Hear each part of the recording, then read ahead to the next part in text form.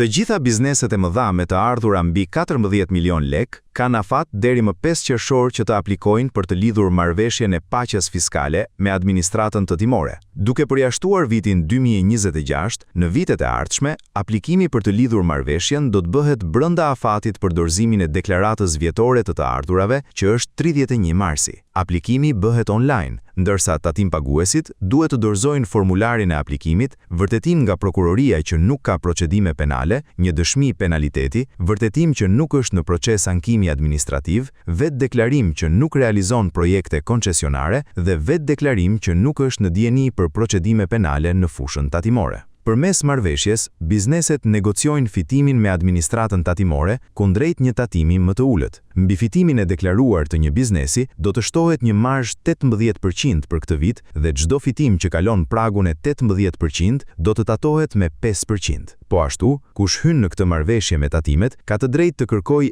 edhe të korrigjojë pasqyrat financiare të 3 viteve të mëparshme, duke rritur deklarimet, të cilat i nënshtrohen një tatimi me 5% nga norma prej 15% që është tatimi aktual. Nga bizneset e mëdha, nuk do përfitojnë ato që kanë tashmë norma të reduktuara tatimore, që kanë detyrime të papaguara, janë të dënuar me vendim të formës së prerë dhe janë subjekt hetimi nga administrata tatimore. Marrëveshja zgjat vetëm një vit, me mundësi rinovimi deri në 2 vite të tjera, por ajo mund të ndërpritet nëse tatimpaguesi nuk realizon rritjen me mbi 18% të fitimit të tatueshëm, pezullon aktivitetin, është në proces riorganizimi, nuk përmbush detyrimet ose kryen shkelje të përsëritura të detyrimeve tatimore. Drejtoria e përgjithshme e tatimeve sqaron gjithashtu që i gjithë ky proces do të monitorohet për të parandaluar çdo tentativë abuzimi apo përdorimi të kësaj nisme për pastrim parash, duke shkëmbyer në kohë reale të informacionit me Agjencinë e Inteligjencës Financiare.